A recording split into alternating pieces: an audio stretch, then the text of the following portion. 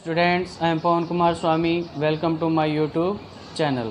आज हम civics 9th class के अंदर सेकंड चैप्टर स्टार्ट करने वाले हैं, जिसका नाम है कॉन्स्टिट्यूशनल डिज़ाइन, यानी संविधान का निर्माण। तो संविधान का किसी देश के अंदर कितना महत्व होता है उसके बारे में अपन इस पूरे चैप्टर में पढ़ेंगे, अलग अलग कंट्री के एग्जाम्पल के द्वारा। तो चलिए बिना टाइम वेस्ट किए आज का टॉपिक अपन स्टार्ट करते हैं।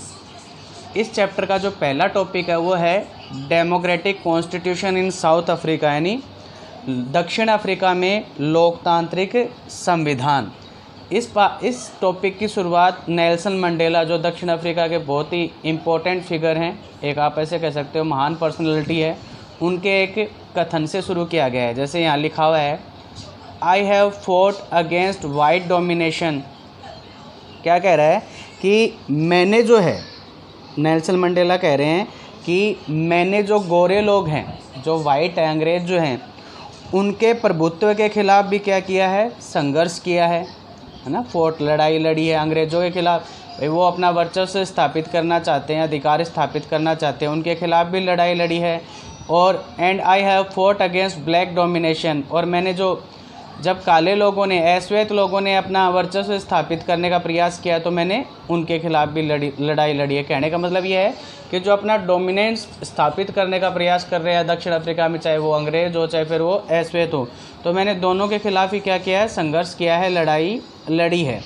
I have cherished the idea of democratic and free society in which all person live together in harmony and with equal opportunities. इसका मतलब देखिए क्या है। अब इसका मतलब है, मैंने एक ऐसे लोकतांत्रिक और स्वतंत्र समाज की कामना की है। ये कह रहे हैं ना, I have cherished the ideal of a democratic and free society. क्या कह रहा है, दोबारा देख लिए कि मैंने एक ऐसे लोकतांत्रिक और स्वतंत्र समाज की कामना की है जिसमें सभी लोग पूरे मेलजोल के साथ रहें। कह रहे हैं ना, in which all person live together in harmony, यानी आपस में मिलजुल कर रहें। मैंने एक ऐसे लोकतांत्रिक समाज की कल्पना की है जहाँ पर सभी लोग क्या, मिलजुल कर आपस में एक साथ रहें, एंड विद इक्वल अपॉर्चुनिटीज़, और साथ ही साथ उनको समान रूप से क्या उपलब्ध हो, अवसर भी, यानी जो अपॉर्चुनिटीज़ हैं वो भी सबको बराबर मिलें। ऐसा नहीं किसी को ज़्यादा अपॉर्चुनिटी मिल रही है, किसी को कम। तो ये कह रहा है कि मैंने ऐसे आदर्श लोकतांत्रिक समाज की क्या की है, मैंने कल्पना की है, सोचा है मैंने। It is an ideal which I hope to live for and to achieve. इसका क्या मतलब है, देखिए क्या कह रहा है कि मैं इसी आदर्श के लिए जीवित रहना और इसे पाना चाहता हूँ। क्या कह रहे हैं कि भाई ये जो आइडियल है कि भाई जहाँ पर सभी लोग मिलजुल कर रहें, चाहे वो ब्लैक हो चाहे वाइट हो, आपस में मिलजुल कर रहें, उनके बीच में कोई भेदभाव ना हो, सभी को इक्वल अपॉर्चुनिटी मिले। तो क्या कह रहे हैं कि मैं इसी आस के साथ जीवित रहना चाहता हूँ और उसको क्या करना चाहता हूँ, इसको प्राप्त करना चाहता हूँ। But if need be it is an ideal for which I am prepared to die. लेकिन क्या कह रहा है, अगर इस तरह के आदर्श के लिए अगर मेरे को कभी ऐसा मौका आया कि मेरे को अपनी जान भी देनी पड़े, तो मैं अपनी जान भी देने के लिए क्या हूँ, तैयार हूँ, यानी मैं मरने के लिए भी तैयार हूँ। लेकिन समाज ऐसा ही होना चाहिए, देश ऐसा ही होना चाहिए, इसी तरह का आदर्श लोकतांत्रिक देश होना चाहिए जहाँ पर समाज के जो लोग हैं वो एक दूसरे के साथ मिलकर रहें, एक दूसरे का सहयोग करें, सबको बराबर के क्या दिए जाएं, अवसर दिए जाएं। तो जैसे मैंने कहा था वही लाइन दोबारा रिपीट हो रही है, दिस वॉज नेल्सन मंडेला। ये जो कथन कहा गया है किसके द्वारा कहा गया है, नेल्सन मंडेला के द्वारा कहा गया है। Being tried for treason by white South African government. इसका मतलब क्या है कि नेल्सन मंडेला जो है, उनके ऊपर दक्षिण अफ्रीका की जो गोरी सरकार थी, उस गोरी सरकार ने उनके ऊपर किसका मुकदमा चलाया था, देशद्रोह का, यानी देश के खिलाफ जाने का क्या चलाया था, मुकदमा चलाया था। क्योंकि उस समय दक्षिण अफ्रीका के अंदर किन का शासन था, अंग्रेज़ों का शासन था। आ गई बात समझ में। He and 7 other leaders were sentenced to life imprisonment in 1964 for daring to oppose the apartheid regime in his country. देखिए समझिए इसका मतलब क्या है। नेल्सन मंडेला और उनके जो 7 अन्य जो नेता लोग थे, उनके जो 7 अन्य साथी थे, उनको 1964 में देश में रंग भेद से चलने वाली शासन व्यवस्था का विरोध करने के लिए आजीवन कारावास की सज़ा दी गई थी। यानी आप ऐसे कह सकते हो उम्र कैद की सज़ा दी गई थी कि इनको पूरी उम्र क्या रखा जाए, जेल में रखा जाए। क्यों? क्योंकि जो अंग्रेज़ थे, वो जो ब्लैक थे, श्वेत लोग थे, उनके साथ क्या किया जाता था? भेदभाव किया जाता था। और नेल्सन मंडेला और उनके जो साथी जो हैं, उन्होंने इस चीज़ का क्या किया था? विरोध किया था। इसीलिए 1964 में उन्होंने जो ये रंग भेद के ख़िलाफ़ जो आवाज़ उठाई थी, इसके वजह से उनको जेल में डाल दिया था। कब तक? आजीवन कारावास। आजीवन ये दे रखा है ना, यहाँ पर लिखा हुआ है। लाइफ इम्प्रिजनमेंट का मतलब होता है आजीवन कारावास, अपन उम्र कैद भी कह सकते हैं। He spend the next 28 years in South Africa's most dreaded prison, Robben Island. इसका मतलब क्या हुआ? इसका मतलब ये है कि अगले 28 वर्षों तक, 1964 के बाद में अगले 28 वर्षों तक उन्हें दक्षिण अफ्रीका की सबसे जो खतरनाक जेल थी, भयावह या जो खतरनाक जेल थी, जिसका नाम क्या है? रोबेन द्वीप में कैद करके रखा गया। रोबेन द्वीप में एक बहुत ही मतलब बहुत ज़्यादा यात्राएं दी जाती हैं वहाँ के किनको? कैदियों को। तो इसको नेल्सन मंडेला को और उनके साथियों को अगले 28 वर्षों तक वहाँ पर रखा गया और उनके ऊपर बहुत ज़्यादा क्या किए गए? अत्याचार किए गए। तो ये अपने शुरू के 2 पैराग्राफ हो गए। अब आगे, स्ट्रगल अगेंस्ट अपार्थाइड। अपार्थाइड का मतलब होता है रंग भेद, यानी जैसे काले और गोरे के बीच में जो भेद किया जाता है उसको बोलते हैं रंग भेद। तो जो रंग भेद नीति थी कहाँ पर? दक्षिण अफ्रीका में, उसके खिलाफ जो स्ट्रगल हुआ, संघर्ष हुआ, उसके बारे में है ये। क्या कह रहा है?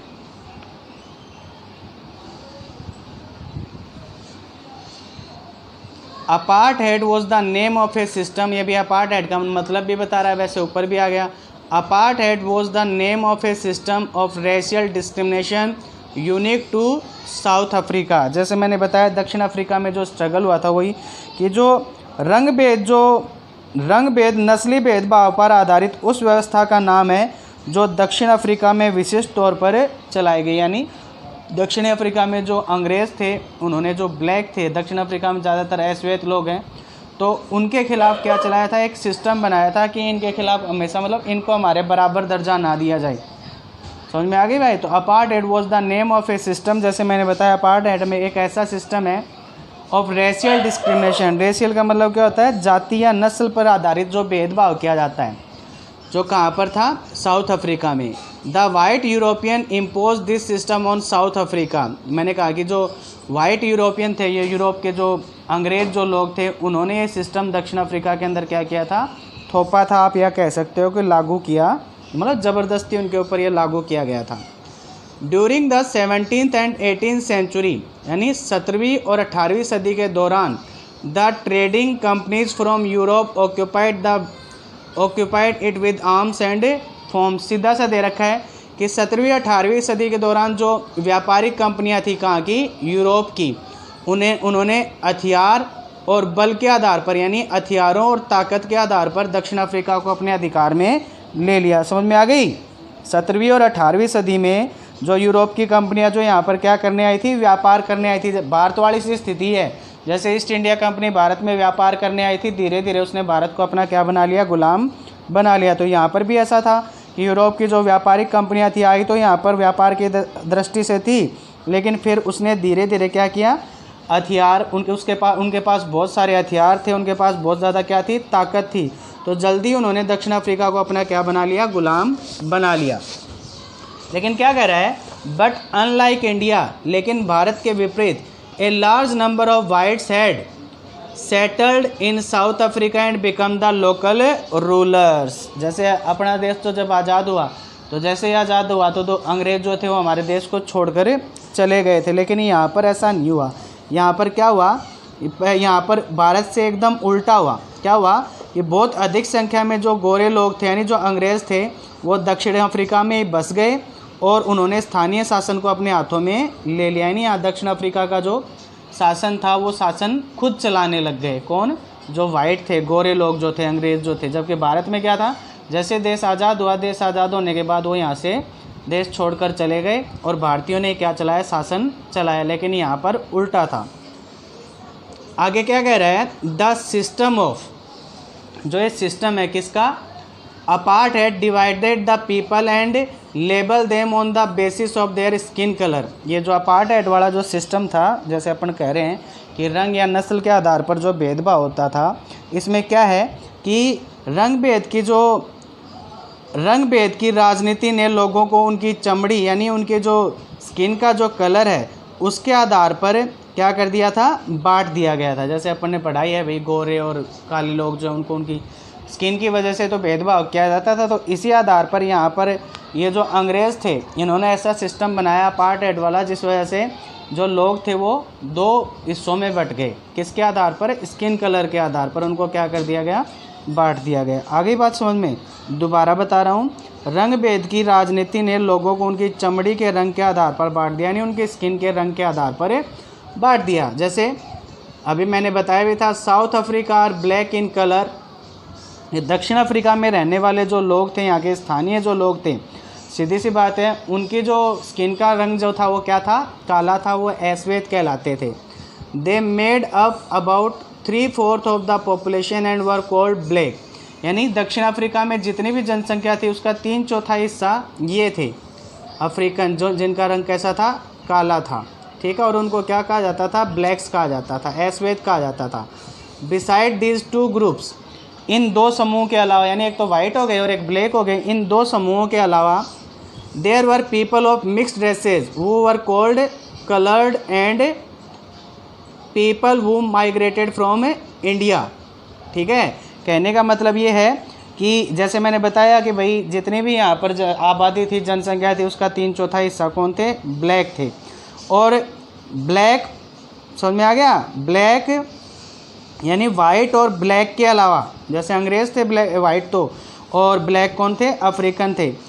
वाइट और ब्लैक के अलावा यहाँ पर मिश्रित नस्लें थी, मिक्स्ड, और भी बहुत सारे क्या थे, लोग थे, जिन्हें रंगीन चमड़ी वाला कहा जाता था। रंगीन चमड़ी वाला यानी मिक्स, जो मिला जुला रूप होता था, रंग होता था, उन्हें मिक्स चमड़ी वाला कहा जाता था।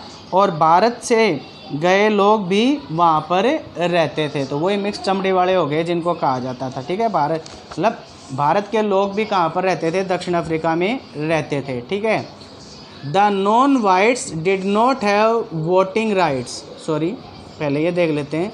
The white rulers treated all non whites as inferiors, यानी ये जो गोरे शासक थे, यानी जो अंग्रेज़ थे, ठीक है ना, वो अपने समुदाय के लोगों के अलावा बाकी के जितने भी लोग थे उनको अपने से क्या मानते थे, छोटा मानते थे, पिछड़ा हुआ मानते थे, अपने से नीचा मानते थे कि ये हमारे बराबरी के नहीं हैं। ठीक है, और the non whites did not have voting rights. और उस समय जब अंग्रेज़ों का शासन था दक्षिण अफ्रीका के ऊपर, तो एश्वेत जो लोग थे यानी वाइट्स के अलावा जितने भी लोग थे उनको वोट डालने का अधिकार भी नहीं था। ठीक है, इसके अलावा the apartheid system was particularly oppressive for the blacks.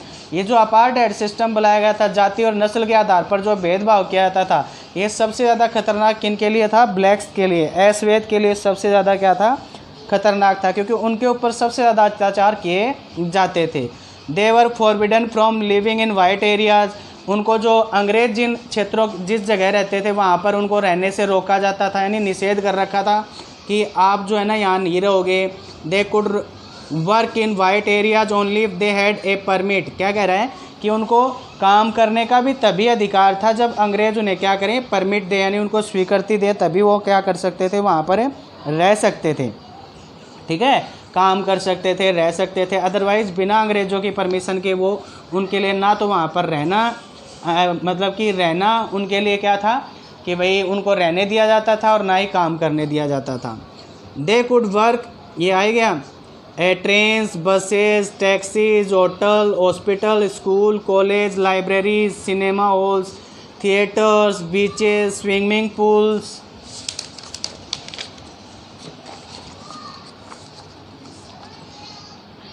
Public toilets were all separate for the whites and blacks. ये जो सारी चीज़ें बताई मैंने, जैसे रेलगाड़ी, बस, टैक्सी, होटल, अस्पताल, स्कूल और कॉलेज, पुस्तकालय, सिनेमा घर के अलावा नाट्यगृह, समुद्र तट और जो स्विमिंग पूल है जिसको अपन तरणताल बोलते हैं अंग्रेजी में, और जो सार्वजनिक शौचालय थे उन क्या कह रहा है तक में गोरों और कालों के लिए एकदम अलग अलग इंतजाम थे। यानी ये सारी चीज़ें ब्लैक लोगों के लिए अलग थी और वाइट लोगों के लिए क्या थी, अलग थी।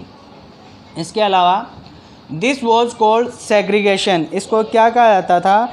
इसे पृथक्करण या अलग करने का इंतजाम कहा जाता है। सेग्रीगेशन पृथक्करण, अलग अलग करना कहा जाता था इसको। They could not even visit the churches where the whites worship. वही बात आ गई जहाँ पर गोरे लोग जो थे क्या करते थे? ईसा मसीह की पूजा करते थे, वहाँ पर उनका प्रवेश निषेध था, यानी उनको वहाँ पर घुसने नहीं दिया जाता था। Black could not form association और protest against the terrible treatment. जो अश्वेत लोग थे, काले लोग थे, ना तो वो संगठन बना सकते थे, और जो भी उनके खिलाफ जो भी मतलब टेरिबल ट्रीटमेंट हो रहा है उनके साथ, टेरिबल ट्रीटमेंट बनाने का मतलब ये हो गया कि उनके साथ जो भी बुरा व्यवहार किया जा रहा है, किनके द्वारा? गोरे लोगों के द्वारा, ना वो उसके खिलाफ बोल सकते थे। आ गई बात समझ में? Since 1950 the black, coloured and Indian fought against the apartheid system. 1950 के दशक से जो अश्वेत थे, जो कलर्ड थे और जो भारतीय लोग वहाँ पर रह रहे थे, वो इस अपार्टहाइड सिस्टम के खिलाफ क्या कर रहे थे? लड़ाई लड़ रहे थे, संघर्ष कर रहे थे। They launch protest marches and strikes. उन्होंने इसके लिए रैलियाँ निकाली, विरोधी रैलियाँ निकाली, हड़तालें करी। The African National Congress ANC was the umbrella organisation that led the struggle against the policies of segregation. यानी अंग्रेजों ने पृथक्करण वाली नीति बना रखी थी ना कि अंग्रेज बेस्ट हैं और ब्लैक जो है वो उनसे नीचे हैं। तो इस वजह से जैसे हमारे देश में कांग्रेस ने इम्पोर्टेंट रोल प्ले किया था स्ट्रगल के अंदर, उसी तरह से एक ऑर्गेनाइजेशन था ANC। तो इसके तत्वाधान में, यानी इसके नेतृत्व में इन सभी ने इन चीज़ों का क्या किया? विरोध किया। जो ये पृथक्करण की जो नीति थी इसका क्या किया? विरोध किया। This included many workers union and the communist party. और इसमें बहुत सारे क्या और कौन कौन शामिल थे? इसमें बहुत सारे, जैसे इसने दे रखा है, जो ट्रेड यूनियन मजदूर संघ थे वो भी शामिल थे। इसके अलावा कम्युनिस्ट पार्टी जो थी वो भी इस प्रकार के जो स्ट्रगल हो रहे थे उसमें क्या थी? शामिल थी। समझ में आ गया? इसमें मजदूर संगठन और कम्युनिस्ट पार्टी भी शामिल थी। ये जो संघर्ष हो रहा था किनके खिलाफ? अंग्रेजों के खिलाफ। इसके अलावा many sensitive whites also join the ANC to oppose apartheid and played a leading role in this struggle. ऐसी बात नहीं है, सारे जो अंग्रेज थे जो दक्षिण अफ्रीका के ऊपर शासन कर रहे थे वो एक जैसे थे। उनमें कुछ ऐसे भी थे जो इनके ब्लैक के ऊपर जो अत्याचार हो रहा था उनको बहुत ज़्यादा क्या हो रहा था? दुख हो रहा था। तो वो भी ANC जो है उसका क्या बन गए? हिस्सा बन गए। ठीक है। और उन्होंने जो रंग भेद के आधार पर जो भेदभाव किया जा रहा है, नस्ल के आधार पर जो भेदभाव किया जा रहा है, उसका क्या करना शुरू कर दिया? विरोध करना शुरू कर दिया। और जो भी स्ट्रगल हुए उन्होंने एक बहुत ही महत्वपूर्ण भूमिका निभाई इसमें। किसके खिलाफ? अंग्रेजों के खिलाफ जो स्ट्रगल हो रहा था गोरों के खिलाफ। Several countries denounced apartheid as unjust and racist. क्या कह रहा है? इसका मतलब क्या हुआ कि यहाँ पर साफ साफ दे रखा है, क्या दे रखा है कि अनेक देशों में रंग भेद की निंदा की गई और इस व्यवस्था के खिलाफ क्या उठाई गई? आवाज़ उठाई गई। यानी बहुत सारे ऐसे देश थे जहाँ पर इसके आधार पर, यानी रंग के आधार पर या नस्ल के आधार पर भेदभाव हो रहा था, तो उसका विरोध किया गया, उसकी निंदा की गई। But the white racist government continue to rule by detaining. लेकिन क्या कह रहा है? निंदा करने के बावजूद भी लेकिन गोरी सरकार ने हजारों अश्वेत और रंगीन चमड़ी वाले लोगों की हत्या और दमन करते हुए अपना शासन जारी रखा। दे रखा है ना, torturing and killing thousand of black and coloured people. यानी लेकिन वाइट लोग नहीं माने, वो लगातार इसी तरह से उन लोगों के ऊपर अत्याचार करते रहे, हजारों लोगों को मारते रहे और अपने शासन को आगे बढ़ाते रहे। तो ये थी आज की हमारी क्लास।